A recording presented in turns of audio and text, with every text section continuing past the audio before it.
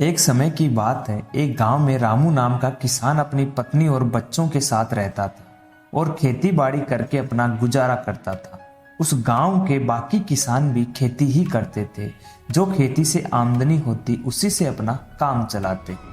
उस गांव में एक महेंद्र नाम का साहूकार था, जो गांव के किसानों को ब्याज पर पैसा देता और उनसे भारी रकम वसूल करता।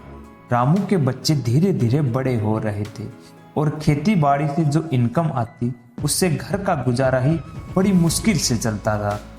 रामू को इस बात की चिंता खाए जा रही थी कि शादी कैसे करूंगा।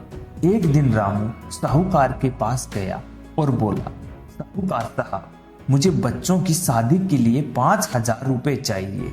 मेरे बड़े बेटे की शहर में नौकरी लगने वाली है। मैं आपके पैसे जल्द ही लौटा दूंगा। साहूकार ने रामू की नदी किनारे वाली जमीन के कागज लेकर रामू को 5,000 रुपए दे दिए। रामू ने अपने बच्चों की शादी बहुत ही धूमधाम से की। कुछ साल बीत गए, लेकिन रामू साहूकार के पैसे चुका नहीं पा रहा था। साहूकार ने रामू की जमीन पर कब्जा कर लिया। रामू को ये चिंता अंदर ही अंदर खाए जा रही थी। एक दिन रामू साहूकार के घर गया और बोला, साहब, मेरी 20 बीघा जमीन 20,000 रुपए की है। आपका ब्याज सहित 7,500 रुपए बनते हैं। इतनी जमीन रखकर मेरी बाकी की जमीन मुझे वापस लौटा दीजिए। मैं अपना गुजारा कैसे करूंगा। लेकिन रामू की नदी किनारे वाली जमीन देने से साहूकार ने मना कर दिया।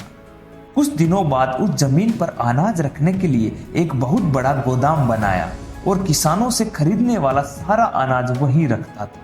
एक दिन नदी में तूफान आया और उसका सारा अनाज बहकर चला गया।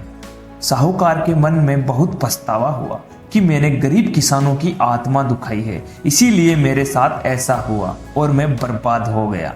दोस्तों, इस कहानी से यह सीख मिलती है कि हमें कभी भी किसी का हराम का नहीं खाना चाहिए। अपनी मेहनत पर विश्वास करके अपनी मेहनत का ही खाना चाहिए।